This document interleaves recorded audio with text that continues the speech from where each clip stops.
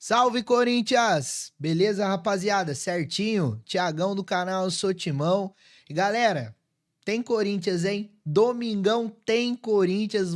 Eu sei que você tá com saudade também. Tá com saudade de xingar, tá com saudade de sufocação com o Corinthians, de passar raiva. Meu Deus do céu! Vai voltar, tá bom? Vai voltar. Se você tava tendo noites tranquilas aí também, se prepare que o rebuliço vai voltar.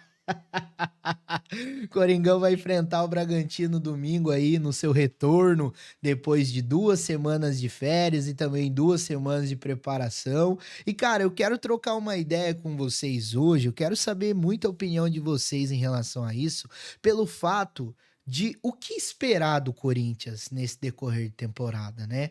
Porque a janela de transferências começa agora dia 10, vai até setembro. O Corinthians não se sabe se vai manter determinados jogadores, já tem jogadores saindo, jogadores que recebiam muito bem, dando esse alívio na folha salarial do Corinthians, rumores de possíveis chegadas, ao mesmo tempo você não sabe se vem, se não vem, ou se ao mesmo tempo você acha que o Corinthians está desorganizado, o Corinthians está silencioso buscando essas contratações. Vamos trocar ideias sobre isso, porque são muitas perguntas, né? Então, eu peço para você desde já deixar o likezão no nosso vídeo, se inscrever no nosso canal, ativar o sininho aí para obter todas as notificações. Você que puder ajudar financeiramente o canal, rapaziada, vai ajudar demais o canal manter aqui a existência na plataforma. O botãozinho do valeu aí embaixo e também a nossa chave Pix que tá na descrição aqui do nosso vídeo. Qualquer valor nos ajuda muito e eu vou agradecer a vocês no próximo vídeo, beleza? Galera, é o que eu disse pra vocês. São tantas perguntas e de antemão, cara, eu já falo pra vocês que se você analisar de uma maneira mais fria o time do Corinthians, e eu falo como um todo, desde o seu presidente até mesmo ao plantel de jogadores, isso inclui aí a comissão técnica, a diretoria do clube, o futuro do clube. Sabe o que que tudo isso tem em comum, rapaziada?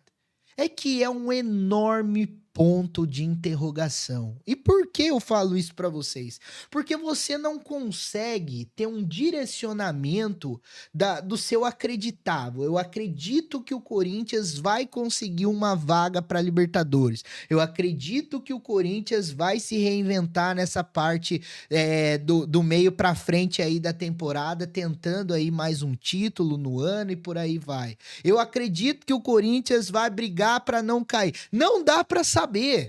A falta de organização é tanta que não dá para saber, rapaziada. Você fica se perguntando o tempo todo o que que pode ser, o que que pode acontecer, analisando as notícias, vendo as informações, debatendo ideias. E, mano, parece que isso nunca vai mudar, cara. Vamos pegar alguns exemplos aqui para vocês entenderem. Vamos começar do cargo da presidência. Rapaziada, tem a informação de que o Augusto Melo pode voltar à presidência no dia 9 de agosto. No dia 7 de agosto, a gente joga a partida de volta contra os porcos pelas oitavas de final da Copa do Brasil. Olha a situação para vocês terem uma noção. E, mano, tá tendo pesquisas lá de maneiras informais dentro do Parque São Jorge falando que o Augusto Melo tem 65% de chances de voltar, segundo essas pesquisas, que a grande maioria quer que o Augusto Melo volte. Depois de tudo o que aconteceu, aí o pessoal pega e já diz que tem parceiro do Andrei Sanches trocando ideia para que, se caso Augusto Melo não volte, possa ser esse presidente tampão. Aí tem as decisões do Osmar Stabile agora que vão até o começo do mês que vem. Tem a possibilidade do Stabile ficar. Olha o tanto de situações que eu disse para vocês somente da presidência. No cargo ali, na hierarquia, o cargo principal, mesmo não sendo remunerado, mas é o que consegue aí comandar, o que toma as decisões, por aí vai. Aí tem várias disputas políticas de interesse, de ego, de poder em relação ao conselho do clube. Vários nomes surgindo para poder assumir essa presidência. Em nomes ligados ao Andrés, nomes ligados ao Augusto, cada dia a gente vê uma coisa diferente. Olha que doideira. Aí vamos um pouquinho mais embaixo. Comissão técnica. Ah, mas o Dorival Júnior, ele é novo no clube, o Dorival Júnior ainda não teve o tempo necessário para trabalhar e tudo aí mais. Quem garante que o Dorival Júnior vai conseguir se reinventar em relação a esse time? Porque eu tinha dito pra vocês aqui que a gente iria falar mais do Dorival Júnior quando chegasse mais ou menos a 10 jogos no Campeonato Brasileiro. O Dorival Júnior, se eu não me engano, tem 6 já. 6 jogos com o Corinthians, né? Nem é no Campeonato Brasileiro em si. Mas o Dorival Júnior já tem 6. Aí você vê que o trabalho que o Dorival Júnior realizou até o momento não foi bom. Vamos ser sinceros, não foi bom. O time do Corinthians é um dos times que mais troca passe no Brasileirão, porém é um dos times que menos finaliza gol. Isso quer dizer o quê? Quer dizer que o time troca passe de maneira falsa. Então, explicando esse adendo para vocês, o time do Corinthians ele troca passe somente no setor defensivo. Troca passe ali, volta até o volante, retorna novamente para os zagueiros, porque não tem criação. O seu meio-campista, que era responsável por essa criação, tá voltando agora. Foi jogar de titular contra o Grêmio na última rodada antes da paralisação. E ao mesmo tempo, a gente vê situações dentro de campo do Corinthians que você não vê que o Dorival tá conseguindo fazer um bom trabalho, porque o time do Corinthians não tem finalização a gol, igual eu disse para vocês. Os passes não são incisivos para tentar o ataque. O time do Corinthians não tem velocidade pelas laterais do campo. Isso eu quero dizer em relação aos pontas, aos atacantes que são considerados pontas, porque hoje no plantel do Corinthians a gente tem Thales Magno e Kaique, porque o Romero já faz anos que deixou de ser ponta, rapaziada. Vamos ser sinceros aqui. Então, o Corinthians tem essas dificuldades. O Dorival ainda não encontrou uma forma de poder mudar em relação a isso. Aí agora o time do Corinthians está tentando situações para poder aliviar a sua folha de pagamento e com possíveis vendas de jogadores poder trazer alguns nomes. Se falam em 3, zagueiro, lateral direito e um atacante. Mas quem garante mesmo que o Corinthians vai fazer a contratação desses jogadores? Porque agora, quando tá chegando aí ao início, né, da janela de transferências, nós tem vários relatos de jogadores que foram oferecidos para o Corinthians. O último aconteceu agora, nessa segunda-feira, o ex-jogador do Botafogo, o Vitor Sá, o pessoal já tá falando aí que foi oferecido para o Corinthians, que tá em final de contrato lá com o seu time da Rússia e por aí vai. Mas, cara, se a gente juntar tudo isso, todo esse aparato que se envolve de Corinthians, você fica com um ponto de interrogação enorme na sua frente. Mas eu não vou ficar em cima do muro aqui não, tá, rapaziada? Eu não vou ficar em cima do muro aqui e já adianto pra vocês, pra mim, o Corinthians fica meio de tabela de Campeonato Brasileiro e chega aí, se passar do porco, que pra mim vai ser um dos jogos mais difíceis da Copa do Brasil, chega possivelmente aí numa semifinal de Copa do Brasil. Não sei se chega na final. O Corinthians vem batendo aí na trave da final o tempo todo, né? 2022 chegou na final, 23 e 24 chegou na semifinal da Copa do Brasil. Então, rapaziada, pra mim, o Corinthians vai ficar ali entre 10º lugar e também 7º lugar, posso dizer em relação a isso, depende muito das vagas que abrirem em Libertadores. E digo mais, se o Corinthians consegue uma vaga direta para Libertadores, é uma puta de uma conquista nesse decorrer de temporada, rapaziada.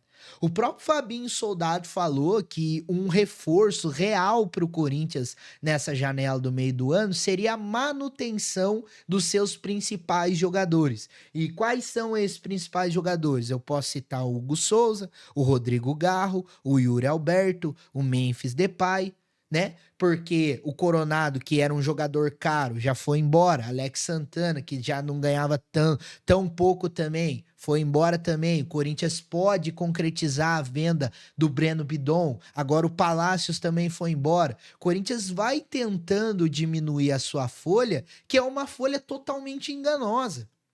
Nos últimos anos, o Corinthians é considerado o time que tem a terceira maior folha salarial do Brasil e, ao mesmo tempo, ele não tem o terceiro melhor elenco do Brasil. O Corinthians hoje ele tem um time. Você pode considerar que o Corinthians tem um time titular hoje, mas ao mesmo tempo um elenco. Por exemplo, vamos citar um exemplo aqui. Sai o Rodrigo Garro hoje do time. Quem que joga no lugar do Garro? Sai o Mateuzinho hoje do time. Tô diminuindo ainda em relação à disputa ali. Por exemplo, o Garro com certeza é muito mais jogador do que as outras opções. Mas agora eu vou colocar o Mateuzinho. Vamos baixar um pouco aí em relação a isso. Que pode ter possíveis concorrentes com o Mateuzinho na lateral direita. Não tem. Não tem. O Léo Maná hoje, ele perdeu a vaga pra improvisação do Félix Torres na lateral direita. O Caipira, que é um jogador da base, até agora não foi utilizado, não foi aproveitado e é outro ponto de interrogação também. Entendeu? Por isso que eu digo pra vocês, cara, 3 contratações do Corinthians, igual o Stable falou, né, de maneira informal pro pessoal, que seria um lateral direito, que seria um zagueiro e que seria um atacante, minimamente o Corinthians tem que ser obrigatoriamente, ele tem que ser cirúrgico nessas contratações. Aí, ao mesmo tempo, a gente se questiona mais uma vez, como que o Corinthians vai ser cirúrgico, sendo que não tem o dinheiro para poder contratar um jogador legal, contratar um jogador bom, contratar um jogador que possa vir jogando. Porque a realidade do Corinthians hoje, se o Corinthians não vende jogador, o Corinthians somente vai poder contratar jogador que está sendo oferecido, que está em fim de contrato, que possa abrir mão de luvas, igual o pessoal tá falando que o Carlos Vinícius lá, o ex-jogador do Tottenham, é do Tottenham? Do Fulham, se eu não me engano, abriu mão das luvas para poder jogar no Corinthians. A realidade do Corinthians é essa. Porque o Corinthians, quando tem o dinheiro, ele gasta errado. Quando tem o dinheiro, dentre 5 contratações, ele vai fazer 3 ruins e 2 boas. E olha que eu ainda acho que tô exagerando em relação a isso. Mas o Corinthians não consegue manter o seu nível de regularidade caso determinado jogador saia e outro jogador jogue no seu lugar. E isso é falta de elenco. E isso é gastar errado. Como que você tem uma folha salarial de quase 30 milhões por mês e se você tirar o Carrilho, você vai ter o Maicon. E, inclusive o Maicon tá jogando titular, né? Você vai ter o Rian, você vai ter o Charles.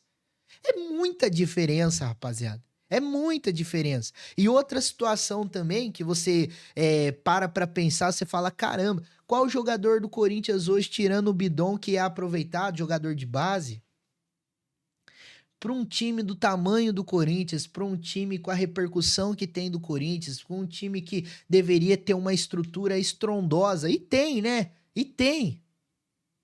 Qual o jogador de base que é aproveitado hoje em dia? Você olha nos nossos rivais, Flamengo, o Wallace Ian direto tá jogando, o Wesley, base também, entre outros nomes. Você pega o Porco, o Vanderlan, base, o Thales, base, entre outros nomes. O Alan, Alan começou jogando contra o Chelsea. Entendeu? Hoje é primordial você ter esse tipo de jogador, só que o Corinthians não tem. O Corinthians prefere ir lá e pagar 26 milhões num Pedro Raul e tá emprestado, e o Corinthians tá arcando com isso. O Corinthians hoje, ele vai ter que arcar com cerca de 300 mil mensal para não ter o Palácios no seu plantel. Porque o Corinthians deve direitos de imagem. Então, rapaziada, vou falar pra vocês, cara, faltou pulso. A realidade é essa, cara. Eu tenho certeza, eu nunca vou deixar de falar isso aqui pra vocês no canal, mas eu tenho certeza que se chegasse uma pessoa lá de pulso, de peito e falasse, mano, o negócio é o seguinte, a gente não tem dinheiro pra poder manter um elenco de quase 30 milhões mensais. Eu tenho certeza que o corintiano sensato, que o corintiano que visse que realmente realmente iria acontecer alguma mudança, ele iria abraçar a ideia. A gente vai ter um time que briga, a gente vai ter um time que corre, a gente vai ter um time que luta. Mas, rapaziada, não esperem estrelas que a gente não tem condições de ter. É a única forma da gente poder colocar a nossa casa no lugar. Mas não, vai empurrando com a barriga, vai querendo agradar torcedor que é resultadista e vai contratando tudo errado. Aí você fica se perguntando, será que é porque tem rabo preso com determinado empresário e precisa ter esse jogador no elenco? Qual que é a ideia de tudo que já foi feito no clube, nas gestões passadas, na gestão atual? Então é uma cavação de buraco, sabe quando você já tá abaixo do nível do buraco e já tá jogando capazinha lá pra cima a terra? O Corinthians tá isso a centenas de metros já, mano. E tá cavando mais. Só que vai chegar uma hora que não vai ter mais aonde cavar. Vai travar. Se não fosse pelo torcedor, já teria acontecido isso. Então, rapaziada, de verdade, cara, eu falo pra vocês de coração, acreditar, a gente sempre vai. E eu sempre vou pedir isso aqui pra vocês. A gente não vai ser o tipo de torcedor de falar, "Ah, já era, foda-se, já perdeu, já caiu." Aqui você não vai ver isso. Mas a gente tem que contextualizar que determinadas situações você não consegue enxergar uma melhora. Você não consegue, entendeu? Porque você chega como se chegasse numa estrada, e em vez de ter uma bifurcação com apenas duas opções, não, mano, são 5, são 20, são 30. E tudo isso são questionamentos que a gente fica se fazendo e a gente não consegue obter a resposta que a gente gostaria.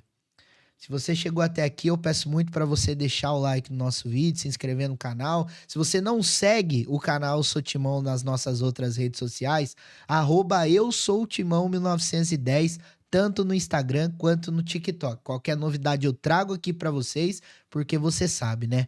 Aqui no canal Eu Sou Timão, você tem vez e você tem voz. Tamo junto.